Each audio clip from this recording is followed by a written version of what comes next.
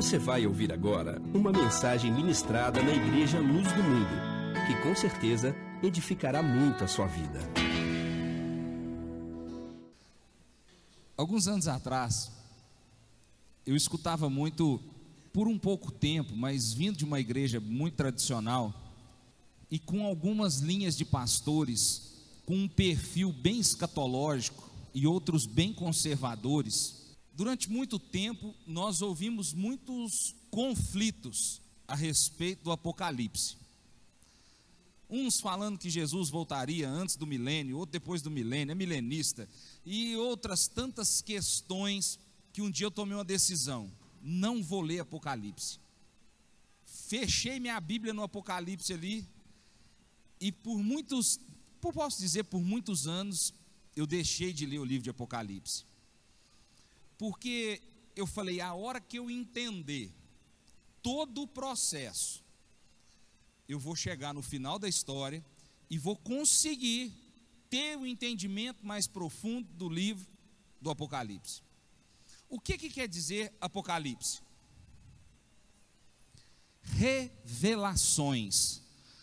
O Apocalipse são revelações da parte de Deus. Para quem? Para a igreja, para o seu povo.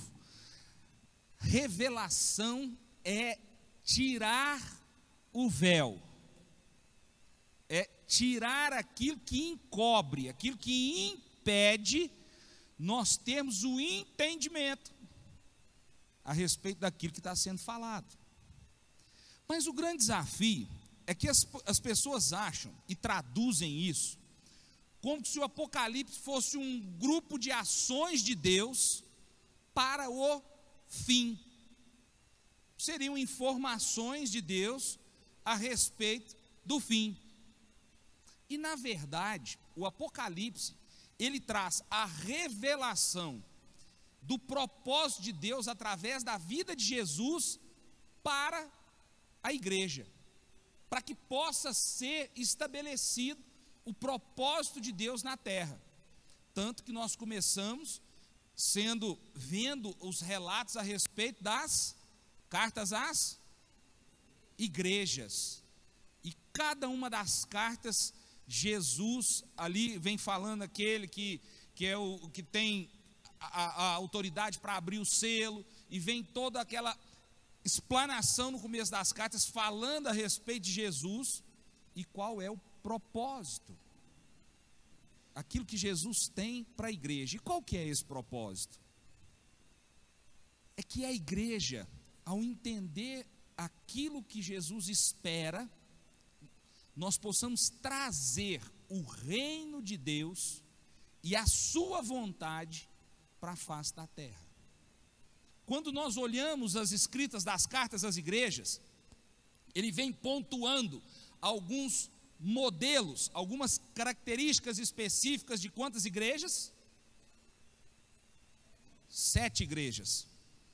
E cada uma delas tem uma exortação. 2 delas não diretamente exortação ao seu pecado, mas uma chamada de atenção para que elas não pereçam. Mas 5 delas, Jesus vem pontuando os seus pecados e também falando a respeito daquilo que estava acontecendo na igreja, e dali nós conseguimos sacar as virtudes. Então, eu queria compartilhar com vocês, não sei se nós vamos conseguir fazer isso em tempo hábil, mas eu gostaria que vocês anotassem, quem for possível. Quem tem uma memória boa igual a minha, então grava, porque pode ser que segunda-feira eu já esqueci. Nós vamos falar a respeito dos 7 pecados mencionados por Jesus, 7 coisas que nós não devemos, que nós devemos estar atentos para que nós não possamos fazer, para que esse reino, para que esse propósito, para que essa vontade de Deus seja estabelecida aqui na terra, e nós possamos sermos aqueles que creem, adoram e amam a Jesus, e temos o entendimento de trazer a vontade de Deus, o reino de Deus para a terra, e não com aquela leitura que o Apocalipse é um conjunto de informação, como é que a coisa vai acabar. Na verdade, é um propósito de Deus, de nos fazer, posso dizer, esclarecidos, para nos fazer detetores de uma revelação da vontade do próprio Deus, através de Jesus, para que nós possamos trazer o reino de Deus para a face da terra, não para anunciar o fim, mas sim para anunciar como que esse propósito de Deus vai se cumprir na terra. E eu comecei a ler esses dias, cada uma delas, e eu comecei também a ler essa semana Mateus, e estava passando também por Romanos, e a gente vai entendendo, querido, vai tendo um entendimento da objetividade de Jesus, da praticidade de Jesus. Uma coisa que me chama a atenção, quando nós encontramos alguém resolvido, quando a gente encontra alguém que tem identidade, quem eu sou? Quantos aqui já foram questionados pela sua decisão ou pela sua fé? Amém? Lá quando eu converti, eu vinha de um propósito assim, pau é pau, pedra é pedra, aquela coisa rígida, dura, e um dia se perguntava assim, você converteu, é? Eu falei, e o que você tem com isso?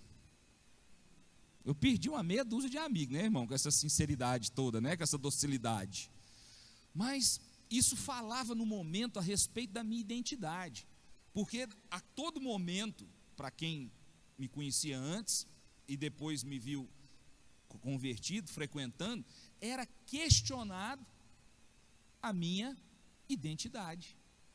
Você é ou não é? Você é um verdadeiro cristão ou você não é? E Jesus é muito resolvido dentro dessa questão de identidade. Ele sabia quem ele era, e ele sabia para que ele tinha vindo. Então a vida, o servir, o casar, o namorar, o viver, o estudar, passa por sérios conflitos quando nós temos uma dificuldade muito grande de termos identidade e termos um propósito em relação àquilo que Deus tem para nós. Essa semana eu estava vendo o Cláudio Duarte, né? De vez em quando no Face tem umas lá, e ele falando a respeito de como é bom viver com alguém resolvido. E ele cita uma coisa que me chamou muita atenção. Ele diz assim: as dificuldades, as verdadeiras dificuldades, elas nos unem. Você já viu quando tem alguém enfermo na família, que o caso é grave, a família toda se une para o propósito? Um filho, uma situação qualquer, que é muito séria. O que acontece com a família? Ela se une. Agora, o que separa uma família, um relacionamento? Tem casal que briga até hoje por causa daquele sapato atravessado no canto do quarto, aquele que você já meteu o pé nele umas 3 ou 4 vezes. Tem gente que está a ponto de separar por causa daquele bendito ou maldito daquele sapato. Tem gente que está a ponto de separar, graças a Deus hoje tem bebedouro, né? Mas você já viu aquela história? O meu avô teve 6 filhos. Lá na casa da minha avó tinha uma sacolinha assim de ferro, que cabia direitinho uma Coca-Cola. E ele tinha uma travinha e um cadeado. E eu falava, nossa, meu avô, né, podia repartir essa Coca. Hoje eu entendo isso, gente. Sabe por quê?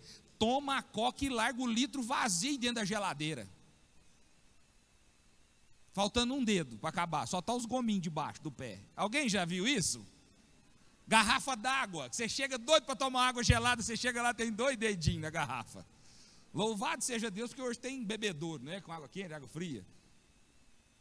Então nós vemos muitas destruições, muitos problemas, muitas rixas, por causa dessa história. Toalha molhada em cima da cama, gente, não é problema. Do lado do vizinho, da gente é problema, né? Colchão molhado, travesseiro molhado, mas do lado do outro não tem problema. Então são as pequenas coisas que desagregam, são as pequenas coisas que divergem, são as pequenas coisas que causam desgastes e problemas, às vezes porque a gente não é resolvido. Tem dificuldade nessa área? Supre a área, supre a área. Você chega em casa, você tem lá dificuldade, a casa não está do jeito que você espera, ajuda a acabar de arrumar. Mas nós criamos grandes problemas por causa de pequenas coisas. Quando a gente fala a respeito de uma leitura prática, a respeito do Apocalipse, de uma leitura, de um entendimento prático, é porque até hoje tem gente procurando o 7 dragão, com as 7 cabeças, que não sei da onde, uns dizem que é a China, outros dizem que é os Estados Unidos, outros dizem que é uma lagartixa, outros dizem que é um dragão, e a turma está tudo procurando para saber que dia que essas informações vão confluir para determinar a vinda de Jesus. Aí você acha um pequeno versículo na Bíblia dizendo que nem o filho sabe. E está cheio de expert, tentando fazer uma leitura para determinar a data. Não era mais fácil ter lido o resto? Eu descobri isso. Está escrito lá, ó, que nem Jesus sabe a hora da volta dele. Só o Pai.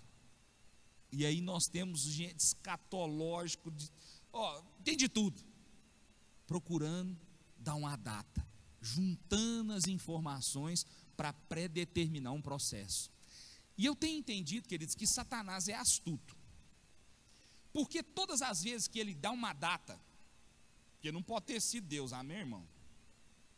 Porque se a Bíblia está falando que só Deus sabe, Jesus não sabe, isso não foi fofoca no céu, você vai de convir comigo.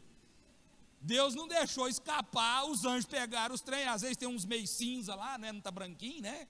Aí fofocou, e aí alguém diz, fala, 1000 não passará, e 2000 não voltará, e aquela bobagem. Aí todo mundo fica esperando.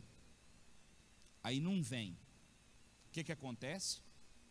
Por mais que nós sejamos conhecedor, a gente fica com o coração assim, será que é, será que não é? Aí não passa e fala, não é. Isso vai esfriando, vai minando a expectativa do nosso coração a respeito daquilo que Deus guardou no coração dele que ele vai fazer.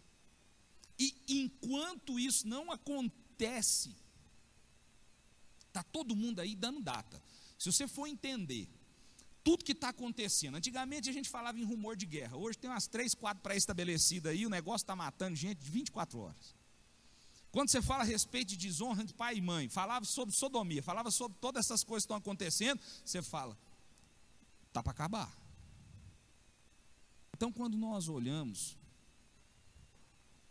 para todo esse conjunto de informação, talvez a gente deixe de observar as coisas mais simples que o Apocalipse diz, para que nós, como homens e mulheres de Deus, temente a Deus, possamos trazer, como igreja do Senhor Jesus na terra, possamos trazer o reino, isso que nós cantamos aqui, ó, na oração do Pai Nosso, que venha o teu reino, que o teu reino venha, e que toda essa honra, toda essa glória seja para Ele. E agora eu te pergunto, quais são os pecados e quais são as virtudes? Você há de convir comigo que você fala assim, o fulano converteu, beleza. Aí você tem uma expectativa que ele tem uma conduta cristã. E ele se torna, nós nos tornamos, para os nossos parentes, para a nossa família, uma referência. E aí a nossa atitude começa a ser uma atitude não bíblica. Vou nem dizer não cristã, não bíblica. E as pessoas começam a olhar para nós e perguntar, é isso aí que é ser cristão? Em outras palavras está dizendo aí, assim, é isso aí que é a cultura do reino de Deus? Uma área muito bombardeada, que tem sido cada vez mais difícil, e nós focamos muito, presta atenção no que eu vou te dizer, nós focamos muito hoje nessa questão de corrupção no meio da política, certo? Mas e no dia a dia? Como é que isso funciona? Porque Eu estava vendo um depoimento de um pastor, e ele disse assim, que ele foi chamado pela Secretaria de Saúde do Estado, a qual ele pertencia, porque eles chegaram a um dado, uma informação, que existia uma grande frequência de manifestação de HIV positivo, e no cadastro das pessoas estavam dizendo que elas eram evangélicas e frequentavam a igreja evangélica. Antigamente, sinônimo de cristão era não viver em adultério nem em prostituição. E o pastor se viu numa circunstância e ele pensou: só falta agora, a igreja dele enorme na região, eles me chamarem para fazer uma propaganda em rede nacional para dizer: irmãos cristãos das igrejas, se você vai pular fora, use camisinha. Ou se você vai viver uma vida de prostituição, use camisinha. Porque antigamente o sinônimo de cristão era alguém que se mantinha casto até o casamento, e alguém que era homem de uma mulher só, casado, e uma mulher de um homem só. Isso não é privilégio mais da igreja.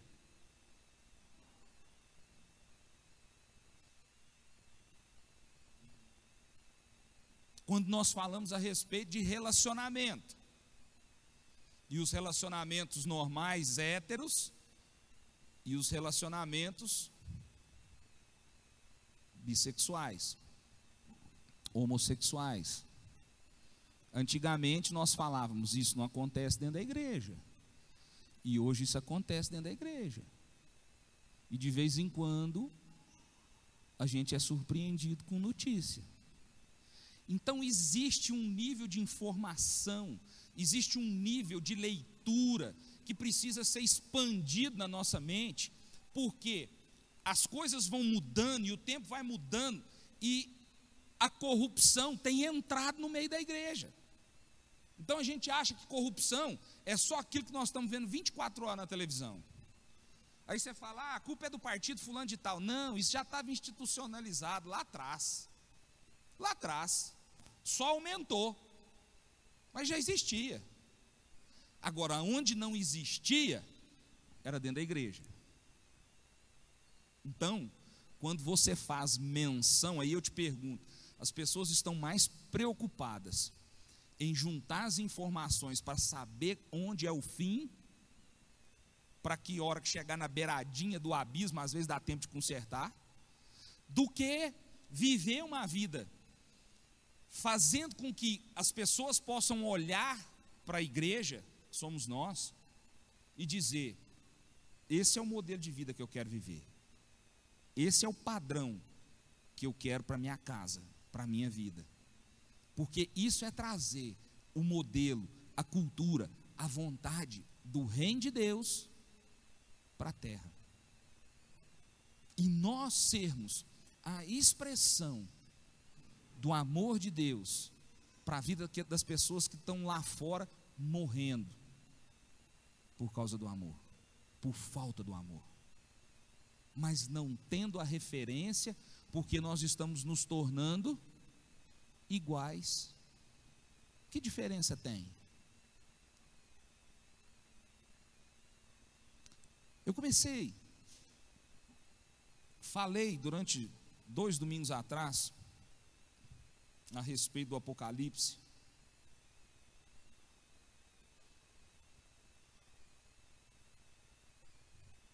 E com isso, por causa do pecado, nós temos comprometido a manifestação desse reino. As pessoas não conseguem ver o reino. Olha para a igreja e vê uma empresa. Olha para a igreja e vê os propósitos corrompidos. Na maioria das vezes, pergunta se é evangélico, você tem que se explicar: sou, mas não sou do. Porque hoje tem uma relação distorcida. Então talvez o maior desafio seja ler e entender a simplicidade do que as cartas estão falando e trazer esses pontos de virtude para as nossas vidas. Abra comigo aí em Apocalipse, capítulo 1.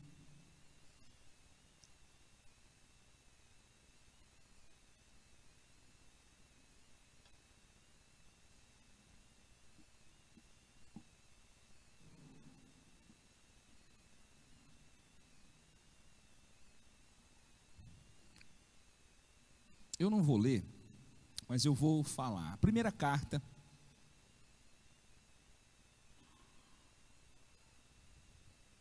a carta à igreja de Éfeso.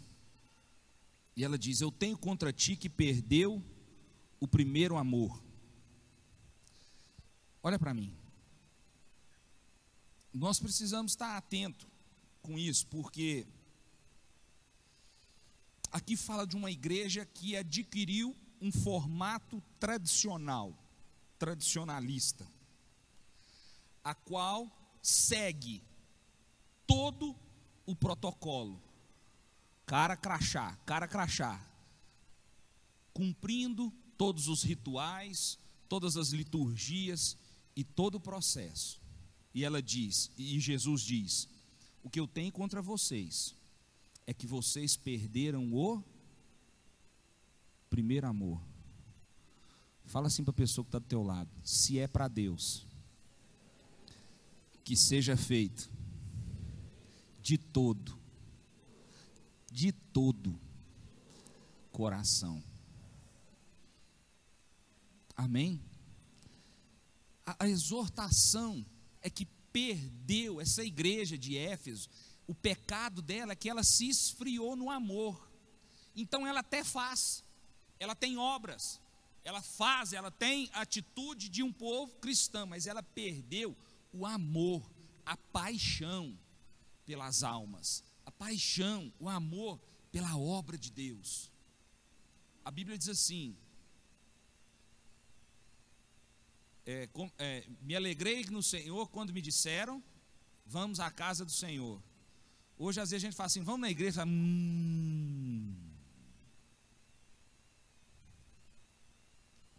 Hoje poderia estar, ao invés de estar aqui, estar assistindo o Fantástico. Eles vão mais uma vez divulgar o relacionamento entre duas mulheres e dois homens na adoção de crianças. E vão criticar o papel da igreja. E o homofóbico é a igreja.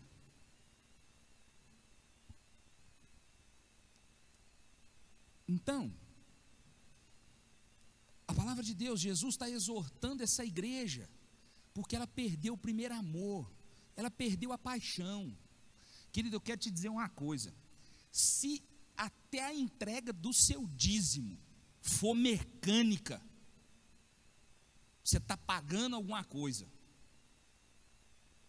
Se você não entender que aquilo que você está fazendo é uma expressão de gratidão, de amor a Deus, por causa de 100% da provisão do ar que você respira, a começar disso, nós estamos fazendo por tradicionalismo mecânico, nós estamos pagando.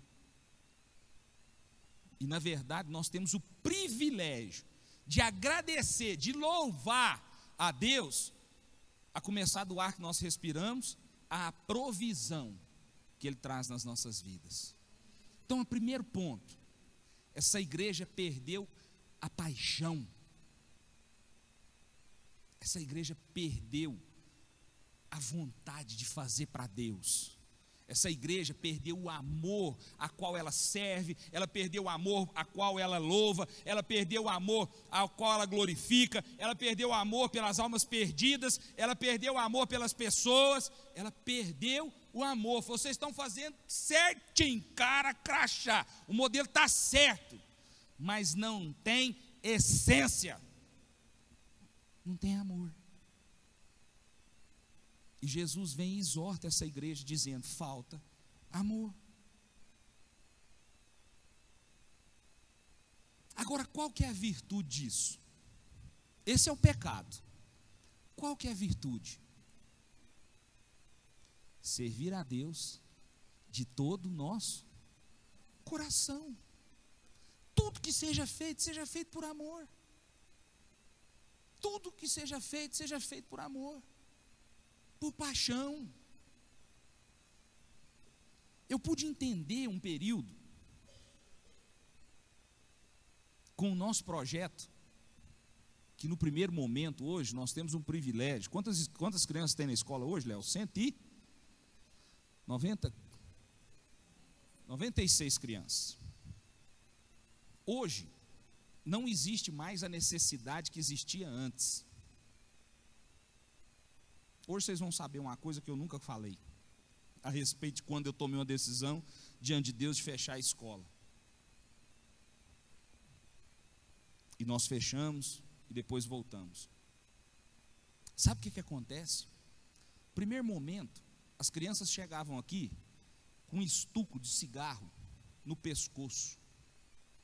Quando elas desobedeciam, os pais repreendiam queimando o pescoço das crianças. 3 ruas para baixo aqui, o esgoto corria a céu aberto. Isso aqui era tudo terra. E aí, essas crianças, tem uma menina, Maíra, que tinha uma queloide. Aquela menina apanhou, sei lá o que aconteceu, com um negócio de gordura, pano de gordura, que ela tinha uma marca de queloide nela assim, ó, por conta que ela apanhou com aquele troço, caiu gordura quente nela.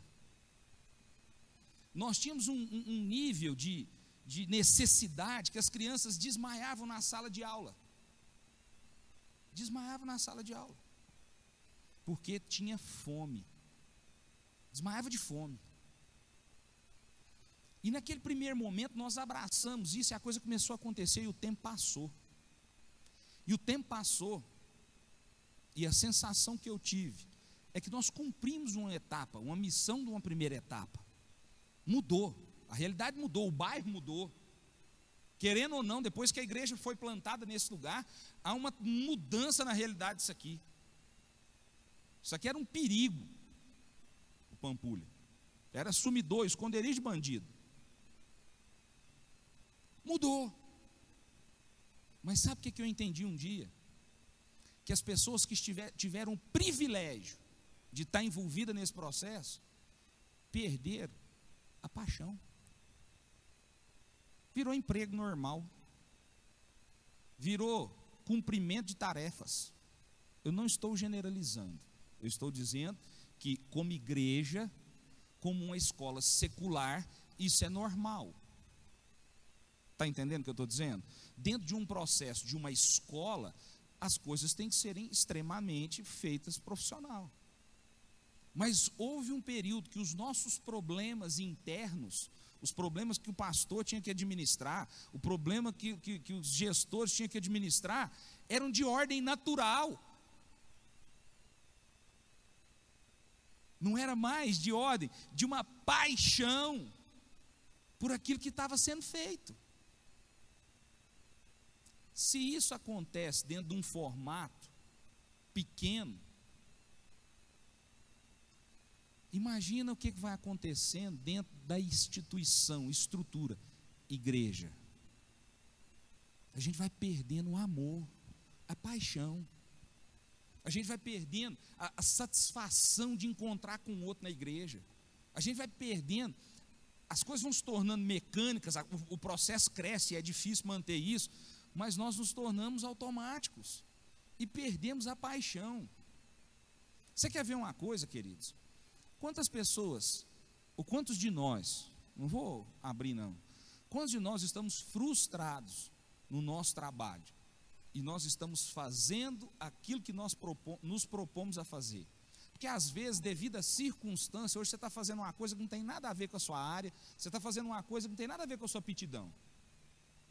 Mas quantos de nós podemos escolher o que estamos fazendo, tivemos o privilégio de fazer aquilo que temos vontade, mas perdemos o calor, a paixão do que está fazendo? Pensa um pouco nisso. Eu tive um patrão, ele faleceu agora, eu trabalhei com ele 12 anos. Um dia ele virou para mim e falou assim: Ricardo, você quando vê um capim verde assim, dá vontade de comer? Eu olhei para ele, Falei, pior que dá. Ele falou assim, quando você vê um boi gordo, ele usou uma palavra pejorativa na linguagem dele, falou assim, você sente muita vontade? Eu falei para ele, eu vou usar a palavra, senão ninguém vai entender, né? Ele usou a palavra tesão. Você vê um boi gordo, você... É a maneira dele expressar, não tem conhecimento. E eu falei, tenho. E ele falou assim, então você serve para trabalhar comigo. O que nos mantém vivo, dentro do que nós propomos a fazer, é a paixão com a qual nós fazemos. E se a igreja perder o amor e a paixão, para que ela vai servir? Porque nós só conseguimos abraçar o necessitado quando ele chega aqui endemoniado, quando ele chega aqui fedendo, quando ele chega alcoolizado. Queridos, por condição normal, ninguém vai lá abraçar ele, não. Deus sempre me deu uma graça. Eu nunca gastei, isso é pela misericórdia de Deus, nunca gastei 2 conversas com o demônio. Nunca. Mas, na maioria das vezes, eu pude entender que o meu coração era envolvido de uma profunda compaixão. Se for sai pelo sai, não sai. Mas existia um amor pelaquela pessoa que não sei explicar. Porque, para ser sincero, eu não sou tão amoroso assim. Ainda mais com o trem rosnando e falando que você é feio. Mas quando a gente consegue enxergar a pessoa com os olhos de Jesus Cristo, com essa paixão de dar a vida pelo necessitado, isso muda uma história. Essa igreja que Jesus está exortando, ela perdeu o amor. E se nós queremos sermos segundo o propósito de Deus e permanecer até o fim, e nós vamos falar isso no final, eu não vou falar agora, vou falar no final. Essa igreja perdeu o amor. Segunda igreja, carta à igreja de Esmirna. Essa é uma igreja que Jesus não exorta ela por causa do pecado. Ele simplesmente aponta e fala, olha, cuidado, toma cuidado, você não descuidar no propósito. E ela fala a respeito, presta atenção nisso, fala a respeito, cuidado, para que seja fiel até a morte. O que a gente entende a respeito de ser fiel até a morte? Me ajuda aí, gente. Estou suando sozinho aqui hoje, está todo mundo caladinho. O que é ser fiel até a morte? É ficar velhinho e morrer fiel? Não. O que fala a respeito, traduzindo, né? Você seja fiel até que você tenha que morrer pela igreja. Quando a tradução nossa vem para esse testemunho, lá está falando ser mártire. Testemunha é alguém que vivenciou, presenciou alguma coisa, viu e está lá para testemunhar. Mas lá está falando a respeito sobre ser mártire, morrer pela igreja. Morrer pelo propósito. Então ela fala, olha, você vai bem, mas cuidado para que você possa morrer pelo propósito. E até o final. Queridos, falar isso para nós, num país que nós temos livre liberdade de professar nossa fé, apesar que a coisa já está ficando truncada, tudo que você fala aí de vez em quando tem uns processos, mas vocês viram o que está acontecendo no mundo? Vocês têm acompanhado? Essa semana passada apareceu um cristão sorrindo, sendo enforcado. A corda no pescoço, ele sorrindo, eles tirando a estrutura e ele caindo, sendo enforcado. Essa turma da Síria lá está decapitando cristão um atrás do outro, matando, perseguindo. Semana eu recebi uma reportagem no Face, mais ou menos uns 100 corpos, todos eles deitados, queimados. Sabe por causa de quê? Porque professaram fé. Porque simplesmente professaram fé. Sabe o que eu entendo? O que a tradução diz para mim?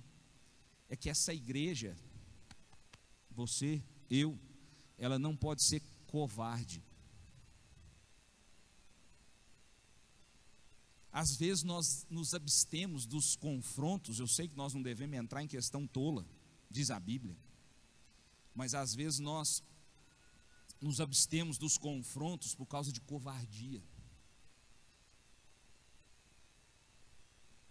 Às vezes nós não abrimos a porta da nossa casa. Lá eu não abro, gente, é de birra, porque é 7h15 da manhã no domingo.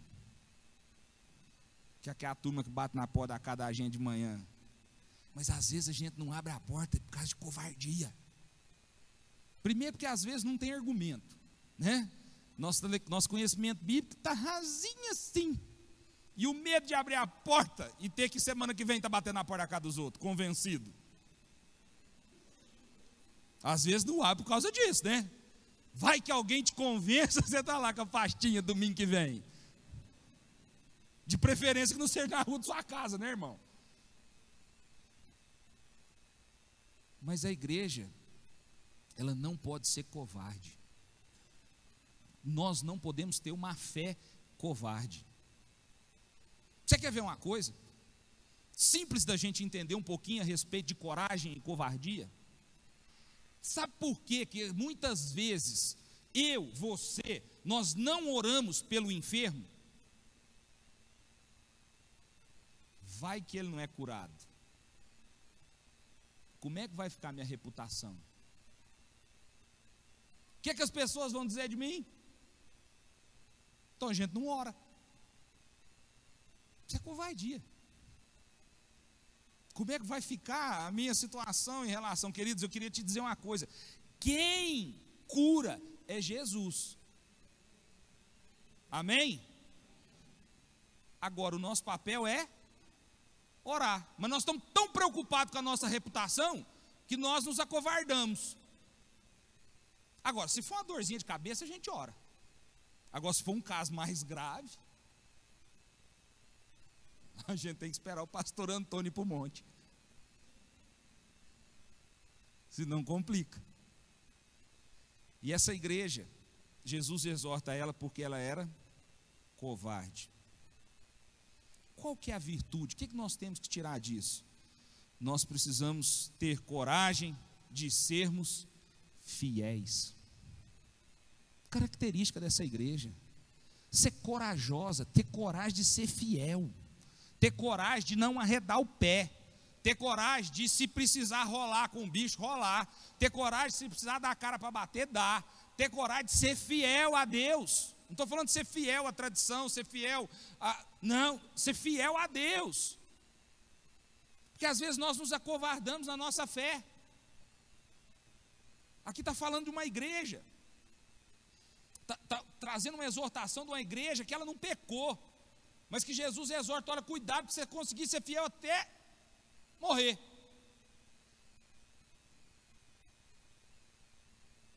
Fidelidade a Deus é uma das características fortes que essa igreja precisa ter para permanecer.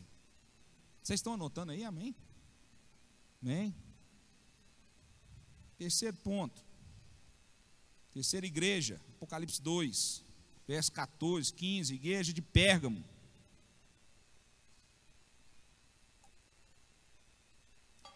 Nós falamos sobre isso domingo passado. A igreja que dá ouvido à heresia, à voz de Balaão. Estão lembrados disso? Até eu estou lembrando, vocês têm que lembrar, foi domingo passado.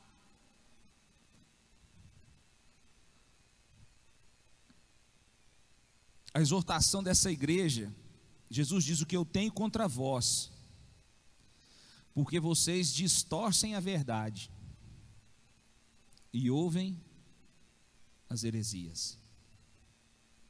Queridos, é um tempo de nós buscarmos a Jesus através da revelação da palavra.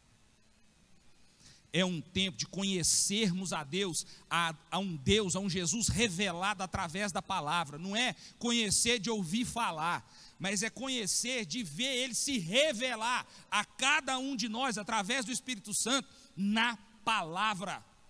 Porque aí não tem heresia, porque aí não tem distorção, aí não tem voz de Balaão, não tem outras vozes. Uma igreja a qual busca Jesus à luz da Bíblia, que aí não tem erro, porque a palavra revelada, ela te salta aos olhos. Você quer ver? Eu vou te fazer uma pergunta que você vai me entender o que eu estou falando, muito claro. Quantos aqui liam a Bíblia ou tentaram ler a Bíblia antes de converter? Até aquele salmo que ficava aberto na igreja, lá na Bíblia dos meus parentes, lá da família do meu povo, lá até na página só. Salmo 98, né? 91, né? Ainda bem que eu já até esqueci, eu ainda leio ele. Mas a gente lia, parecia que estava escrito em hebraico ou em grego, de cabeça para baixo. Quantos aqui já sentiram isso? De pegar a Bíblia e não entender nada. Mas depois que a gente tem uma experiência com Deus, depois que você tem uma experiência com o Espírito Santo, você pega a Bíblia para ler, o que acontece com a letra? Parece que ela salta aos teus olhos. Sim ou não? Estou falando algo aqui que não seja? Você fala, meu Deus, estava aqui. Eu li e falava, Senhor da glória. Eu andei passando, fazendo uns próximos. Bom, nós vamos chegar lá depois. E quanta cegueira.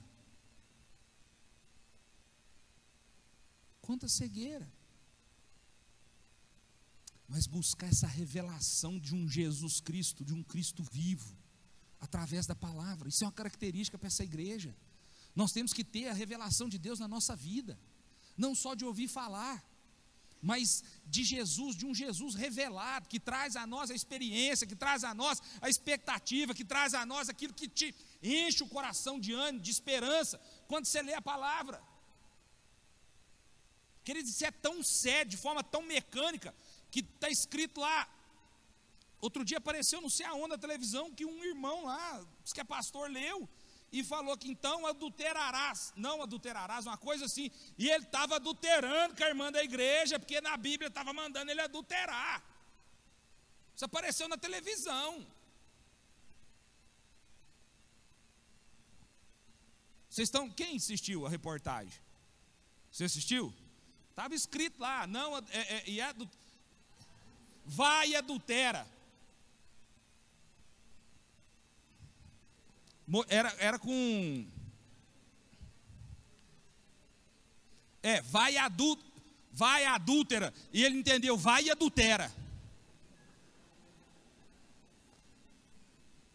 Bate com um pau na nuca para ver se refresca o cerebelo.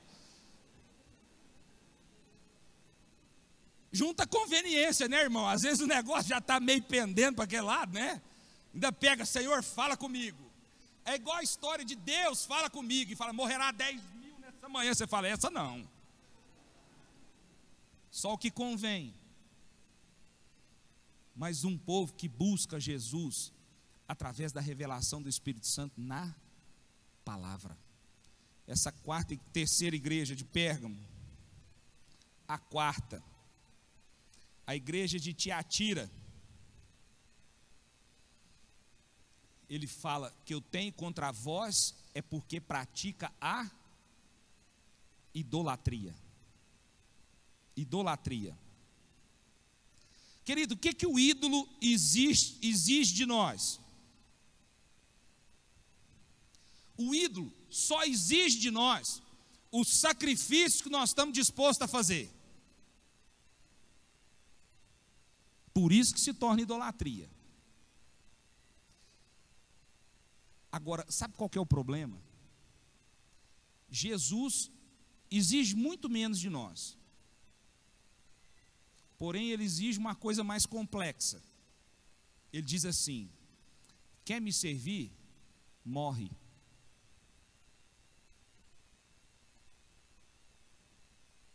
Com o ídolo já é mais fácil. Você fala, amarra umas cordinhas aqui, ó. Você vai amarrar uns trem aqui no braço, umas coloridas. Fica 2 anos, mas não tira, que se esse trem tirar, você morre. Eu fui na Água Suja, gente, 3 vezes a pé. O que eu perdi lá? Depois que eu converti, que eu fui entender. Eu subi aquela escadaria de joelhos, vocês não têm noção do que é aquilo. O dia que eu voltei, eu queria derrubar a santa de lá. Você me enganou. Mas eu fui a pé, debaixo de um propósito. A primeira vez, nem sei por causa de quê. Eu acho que foi minha mãe que fez uma promessa para mim. Foi não? Deixa eu te contar. Depois de uns anos. Foi o senhor?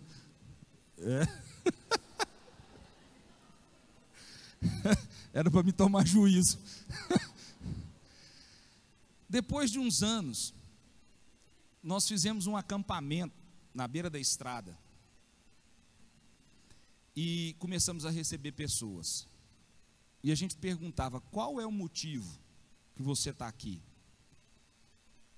Nós escutamos muitas vezes, fizeram uma promessa para mim.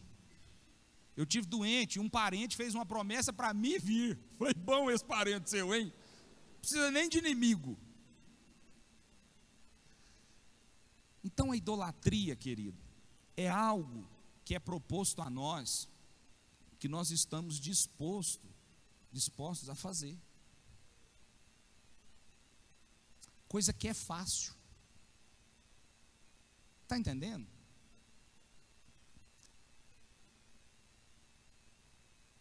E eu sei o tanto que é complicada a questão da idolatria, porque é muito difícil nós olharmos para os nossos entes queridos e entender que eles estão mortos, espiritualmente falando. É difícil. Isso era um conflito interno. Meu povo é bom demais, não pode ser assim, como não tem salvação. É difícil entender. Nós amamos. Mas na verdade a idolatria é tudo aquilo que a gente consegue fazer uma troca fácil. Porque a única coisa que Jesus reivindica de nós, querido, é morte. Tem que morrer a velha criatura e nascer uma nova criatura para Jesus. Nós temos que morrer para Cristo. Isso é servir a Deus de todo o nosso coração. E o que nós precisamos fazer para essa igreja não se tornar idólatra?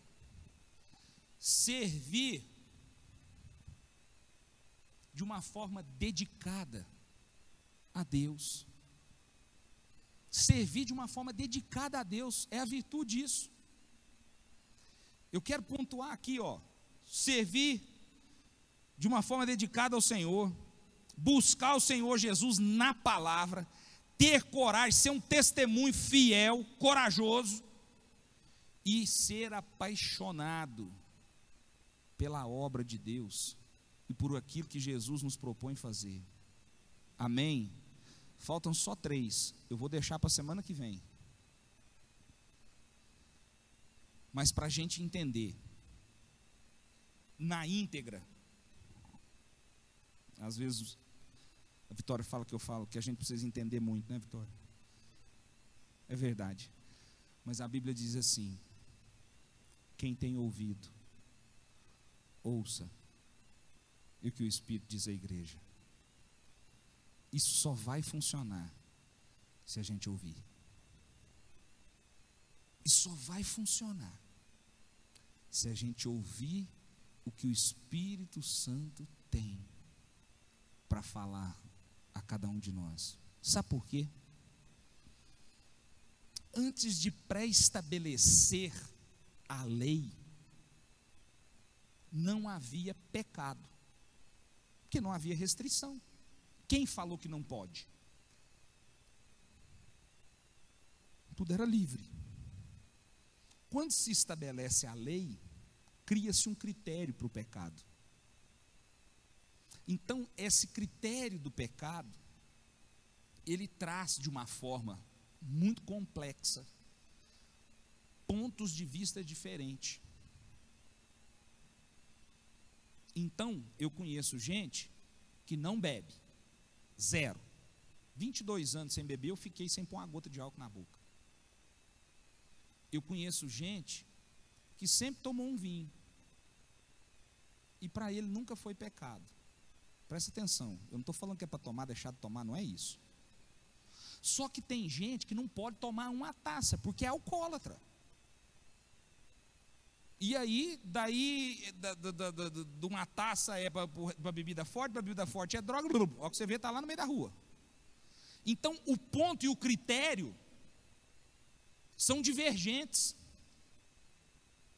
É muito mais fácil dizer, seja moderado, é muito mais fácil dizer não faça do que ser moderado. É muito mais fácil esconder uma nudez até o pé, amarrada até o pescoço, ou com uma burca na cabeça, do que poder ter uma vida lisa, sem a, como que eu posso dizer, sem a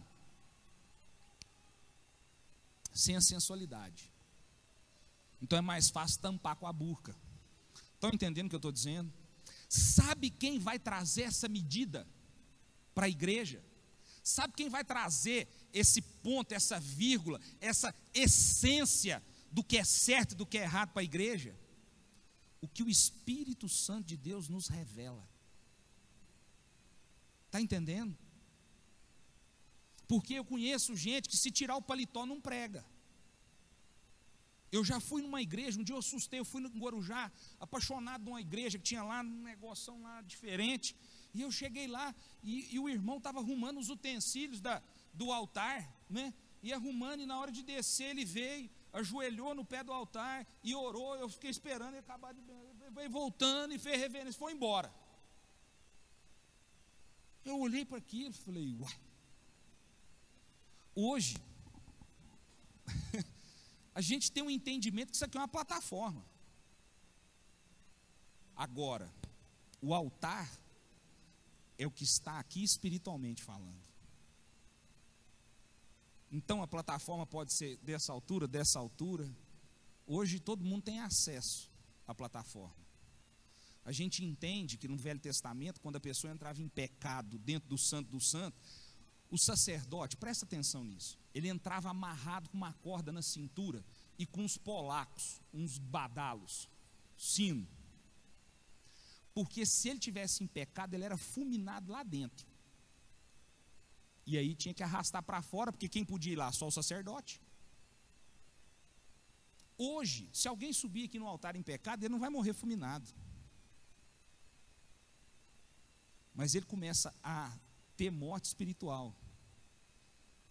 E principalmente quem ministra, como os levitas, ministra o quê? Então hoje, não é a estrutura que a gente tem que descer se benzendo, mas é o altar que cada um de nós construímos para Deus, e que muitas vezes nós o profanamos por causa do pecado. E aí, queridos, vai cair na cabeça de cada um. Então, nós temos que abrir o nosso entendimento para isso. Aquilo que Deus quer, o que Ele está trazendo através da revelação do Apocalipse, nós ainda temos aí mais 3 igrejas, 3, para falar sobre elas, das virtudes e dos defeitos. Tudo isso fala, todo o final deles fala assim, que nós precisamos ouvir o que o Espírito tem a dizer para a igreja. É um tempo de nós buscarmos essa intimidade com Deus, para trazer esse peso e essa medida, para que nós possamos sermos a expressão da glória de Deus. E as pessoas olharem para a igreja e dizer, eu vou traduzir o que é trazer a cultura do reino de Deus. A cultura do reino de Deus são coisas boas que Deus estabeleceu para que o homem viva bem. É isso, simples assim. Agora, como que as pessoas vão olhar de lá para cá e encontrar em nós um tanto de restrição? A pessoa entra, você olha, porque nós criamos essa restrição. Qual que é o modelo? Outro dia eu estava vendo um negócio que me mandaram na internet, chegou um bêbado caindo na igreja, mas bêbado, não estava parando em pé, atravessou um culto, devia ser um culto de semana, tinha um patamar do primeiro escalão assim, um tanto de pastor nas cadeiras de cima, uma meia dúzia de gente embaixo, e o homem custando a parar em pé. Se falar vai com Deus, pode vir, mas não empurra não, porque o negócio estava feio. E pegaram o homem, seguraram. E ele falou, quero louvar. Ele falou, canta uma música aí. Qual música que você quer? Ele virou para o músico, segurado, e falou, fulano. Queridos, olha que esse cara abriu a boca. O troço encheu o templo, de uma certa forma. E o povo começou a glorificar a Deus. E começou uma choradeira, e o povo começou a glorificar a Deus. Até hoje eu não entendi se aquele cara estava fazendo papel de bêbado, se ele era bêbado mesmo. Mas você já pensou, se a igreja não recebe? Se essa igreja, quando eu falo de igreja, estou falando de você, da minha pessoa, de você, de cada um de nós. Porque a igreja não é os quatro paredes, nós somos a igreja. Você já pensou se nós não recebemos?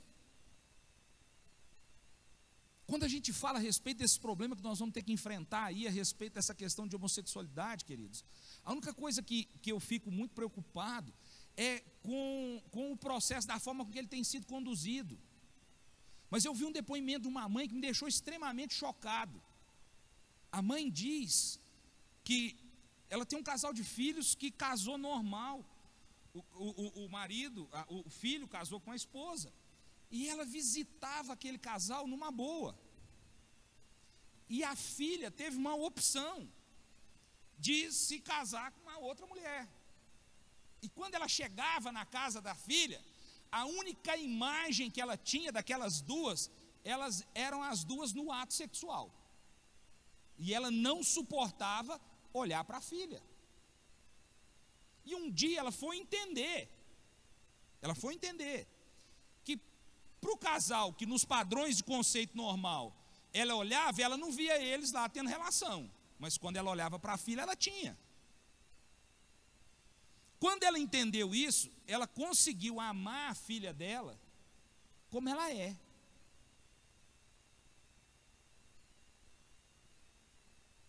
E não o pecado. Agora, se nós olharmos para o pecador pelo seu pecado, nós vamos botar uma roleta lá na porta. Nós vamos pedir olerite. Nós vamos conferir igual no quartel. Você fez a barba, deixa eu passar o algodão. Você está cheiroso? Se nós não tivermos ouvidos para ouvir o que o Espírito diz à igreja, se nós não aprendemos a amar a obra de Deus e o perdido, o fedido, o mal cheiroso, físico e às vezes espiritual, como que nós vamos plantar o reino de Deus na terra? Porque quando a gente olha, nós já estamos tão formatados a olhar o pecado, que a gente olha não para a pessoa, mas a gente olha para o pecado. E quando a gente olha para o pecado, a gente não consegue amar. Porque quem ama pecado? Que mãe que ama a droga que deixou o filho viciado? Mas que mãe que ama o filho viciado? Todas. Mas que mãe que ama a droga que deixou o filho viciado? Nenhuma. Todas devem abominar. Mas o filho a gente ama. Então essa igreja precisa acordar para resplandecer essa glória de Deus. Essa igreja precisa ser despertada para ouvir esse conselho e não ficar medindo que hora que Jesus vai voltar.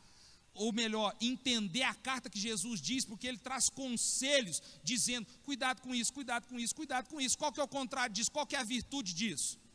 É isso, isso e isso. E isso nós precisamos, isso aqui é uma receita de bolo. Da parte de Deus, para que a igreja do Senhor prospere, para que nós possamos prosperar. Presta atenção, traz todos esses conselhos que eu dei para a sua vida pessoal. Faz tudo que tiver à mão, faça de todo o teu coração. Eu desconheço alguma coisa que é feita, bem feita, com amor, com dedicação, que não prospere. Estabeleça um ponto de quem é o Deus da sua vida, porque às vezes a gente transforma o trabalho em Deus, e aí não prospera. Quem é o Deus? É o Senhor. Então, aqui dali não é idolatria? Não, aqui dali vai construir sua vida? Vai prosperar. Você se dá pelo que você faz? Você vai até o osso? Está entendendo o que eu estou dizendo, queridos? Nós somos a igreja do Senhor Jesus. Nós somos a imagem, nós somos a referência do reino. As pessoas precisam olhar para nós e falar: Jesus é bom. Por quê? Pelo brilho dos teus olhos. Porque por nós mesmos nós não somos merecedor de nada. Se alguém te perguntar se você chegou onde é que você chegou, tem seu mérito? Não, tem graça. Tem graça de Deus, porque se não fosse a graça de Deus, já está fedendo enterrado. O mérito que nós temos é ter graça. O resto é busca, é capacitação, é esforço. Como é que chama o negócio aí que está falando? Não pay no gay aí, como é que é? Sem esforço, não pay no gay. Sem esforço não tem resultado. Isso vira um chavão e vira uma verdade. Mas se não tiver graça de Deus, a gente não tem vida. Está entendendo isso? Graça. Abra os teus ouvidos para aquilo que o Espírito quer dizer à igreja. É a hora de nós acordarmos como igreja. Aqui está a forma, aqui está o resultado, aqui estão as virtudes dessa igreja. E nós precisamos despertar para isso. Amém, queridos? Eu acredito que todas essas revelações do Apocalipse é para hoje. É para hoje. Sabe por quê? A hora que a gente perde a noção, a hora que a gente perde o norte, a hora que a gente não encontra resposta, a hora que a gente não encontra saída para os processos, a revelação de tudo aquilo que nós estamos vivendo, que é permeável, que acompanha as nossas vidas, está onde, queridos? Na palavra.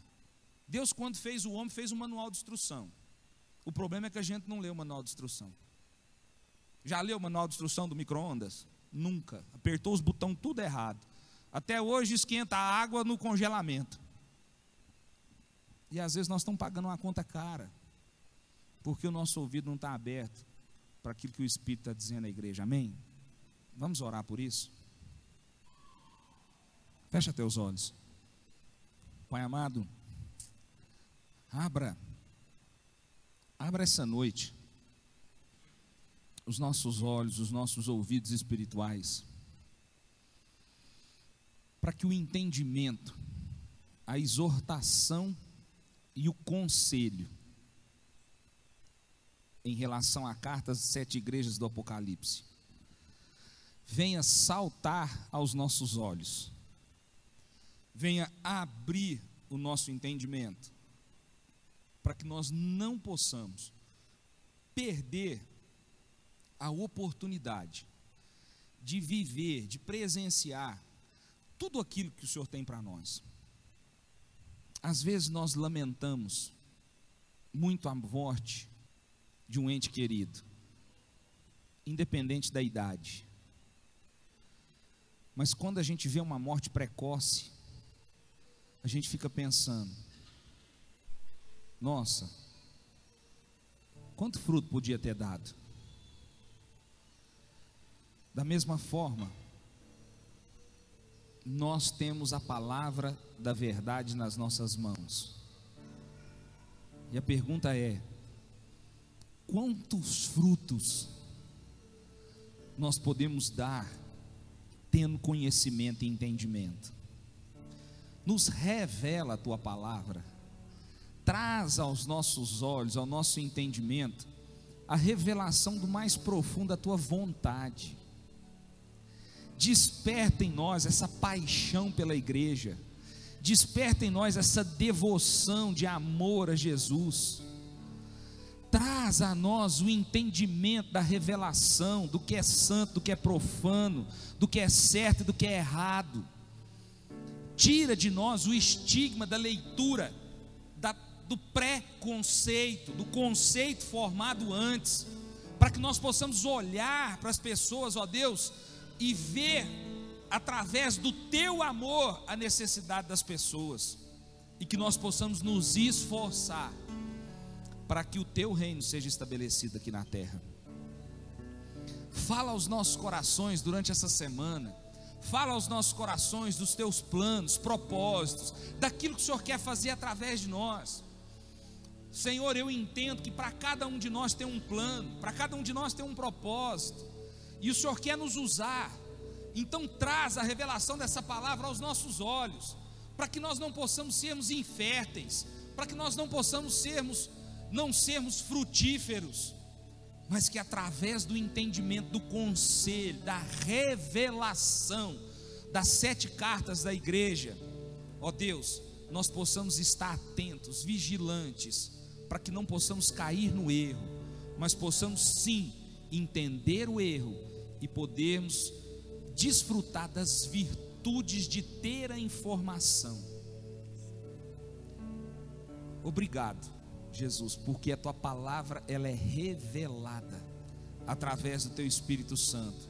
Não permita que nós possamos pegar a revelação do Senhor e desprezá-la e não usufruir dessas informações, ó Deus, mas que nós possamos tomar posse de cada uma delas e fazer com que elas frutifiquem nas nossas mãos, e que venha o teu reino, e que venha a tua glória, e que ela seja manifesta através da tua igreja, através da vida de cada um de nós aqui essa noite, ó Deus.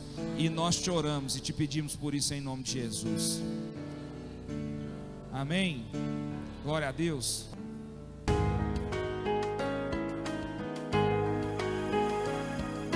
Você acabou de ouvir uma mensagem ministrada na Igreja Luz do Mundo. Para adquirir outras de nossas mensagens, ligue 0 Operadora 34 3226 5642 e que Deus te abençoe.